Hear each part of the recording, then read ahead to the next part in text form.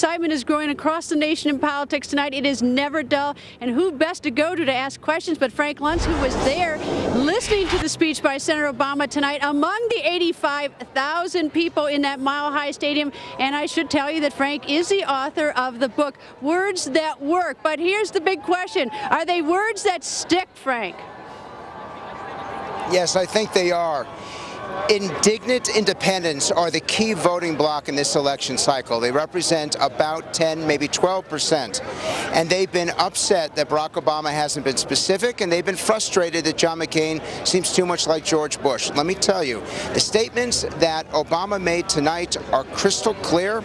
They're crisp. They brought the audience to their feet. In fact, what was fascinating, and I've been to 8 conventions, is I've never seen a convention where there were more people standing throughout the entire speech, that they did not want to sit down because they felt this was so historic, so special, camera phones going off everywhere.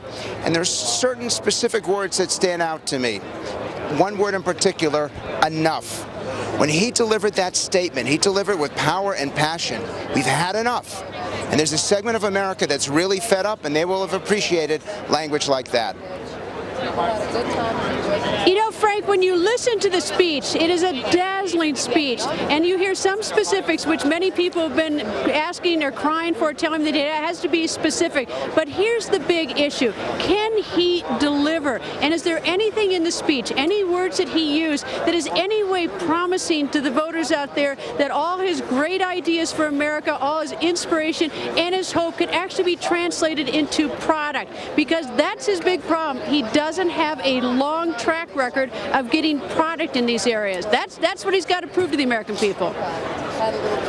Now, the way that he would respond to you is the way that he responded here to talk about how change does not come from Washington, and that the most effective and successful change comes to Washington. He was basically empowering voters. It sounded so much like a Ross Perot speech from 1992, saying to the people, not just in this stadium, but across the country, if you want to bring about change, you have to do it yourself, you have to stand up, and you're going to have to make it happen. In terms of change, then how does he answer the questions? He talks about, you know, he's running as the outsider, just like George W. Bush ran in the year 2000, also a man with not a lot of experience, also a man who chose an older man for vice president. But you've got a man who say that I'm running in change, I'm running against Washington, and oh, by the way, Senator McCain is so inside the Beltway, so inside Washington, yet Senator Obama stands next to Senator Biden, who's been standing there with Senator McCain for almost 30 years.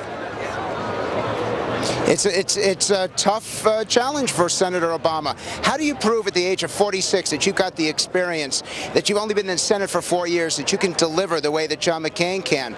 Look, this is only the Democratic Convention. We're going to have 4 days, we think, depending on the storm, of Republicans getting a chance to deliver their message. But the language that I heard today, and knowing what I do from independent voters, this language will appeal to them. Greta, I'll make your prediction that Barack Obama has a 10-point lead 72 hours from now.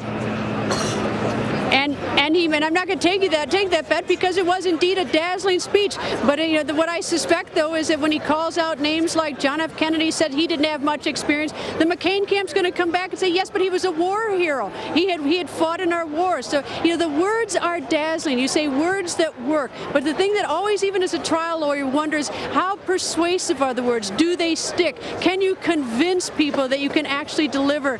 And, you know, oftentimes the biggest problem is words may be dazzling, but you still have to deliver, Frank, and that's the big question. Did he actually deliver tonight for those independents and undecideds?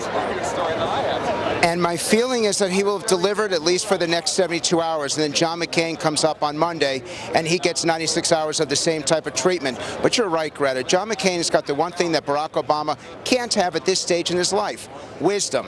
And you're going to have 96 hours of John McCain and his friends and his allies and those who have known him for 72 years being able to describe in great detail what John McCain has given to this country.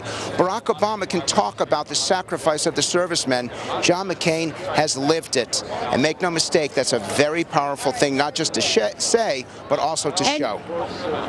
And you make the bet about the 10-point bounce, which I won't take because I fully expect that there will be a bounce. But here's what I'll make the prediction with you, Frank, is that this will boil down for the undecideds, the independents, will boil down to those debates when they can see these two men shoulder to shoulder answering the tough questions and looking the American people in the eye, both standing there answering those questions. You know, these speeches are absolutely fascinating to watch, but after a few hours, like tomorrow, we're going to be in a whole new cycle. We're going to be in the cycle of who John McCain's running mate is, and so the dazzle and excitement of tonight may get left sort of behind. These words may be words that work, but do they stick? And I'd throw it back to you on that. And actually, John McCain's got a challenge, which is he cannot do what Barack Obama did right here. He can't attract 85,000 people. I would argue that John McCain has to do it completely differently. No teleprompter, no podium. Just like he's going to address the American people straight in the eye, come off the stage, into the audience, and engage them in a town hall meeting, and begin that presentation with a simple statement. I don't need speechwriters. I don't need teleprompters. I have lived this for 72 years. I've been preparing my entire life for this job. Barack Obama may be an example of the American dream, but I, John McCain, am alive because of the American dream. Well, there's no question. These are two very exciting insurgent candidates, and the eyes of the world, not just the nation, are on them. And Senator John McCain will have his chance in less than 13 hours to show whether he really is a maverick, whether he picks an unusual vice presidential running mate, because we certainly got our eyes on that. Frank, we're going to take a quick break. I thank you for joining us. We'll be right back with more coverage. We are live from Denver. 85,000 people are pouring out of that stadium right now.